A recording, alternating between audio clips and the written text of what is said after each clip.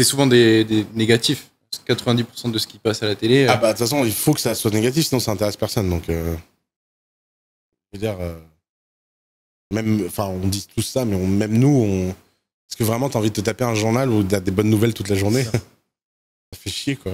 Et t'as beaucoup d'idées business, et je sais pas si t'as dû être confronté à ça, qui vont à l'encontre de la psychologie humaine. Et ça, je les vois à chaque fois. Ça, jamais. Dommage, mon gars. J'ai jamais compris ça. Dommage. Donc, typiquement, t'as le mec qui va venir vers toi, il va faire ah, Yomi, j'ai une idée aujourd'hui, je vais faire le nouveau journal télévisé, mais il y aura que des trucs positifs. T'es là, franchement, j'aimerais tellement que ton idée elle puisse fonctionner, mais tu t'es perdu d'avance. Parce qu'en fait, et il faut toujours faire attention à ça, tu as deux parties importantes quand tu as envie d'avoir un produit qui fonctionne.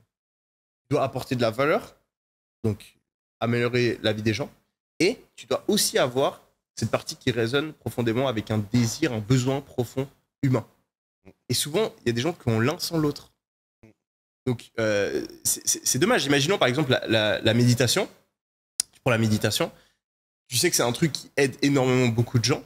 Si tu n'arrives pas à trouver la manière marketing de l'amener et que tu dis juste ah c'est vertueux, etc., ça va être très très difficile de le vendre. Et donc, il faut réussir à trouver l'élément marketing. Et c'est pour ça que la méditation, tu dois appuyer sur les... Par exemple, tu dois dire aux gens, ça va te sortir de ton anxiété, ça va te sortir de ta dépression. Et tu dois appuyer sur le fait qu'ils sont dépressifs, ils sont anxieux. Et ça, c'est le truc qui les sauve. Si tu fais pas ça, personne va faire de la méditation. Ouais. Et donc, dans la bouffe aussi, tu as plein de trucs comme ça. Tu as plein de nourritures qui sont très saines. Et si tu as juste le produit super sain, tu galères à le vendre. Il faut que tu arrives à faire en sorte que ce soit bon aussi au niveau du goût. Et là, tu as cet aspect de la psychologie humaine, ce désir profond d'avoir un truc qui est bon. Et tu as aussi le truc vertueux qui est bon pour la santé. Si tu as les deux ensemble, boum, product market fit.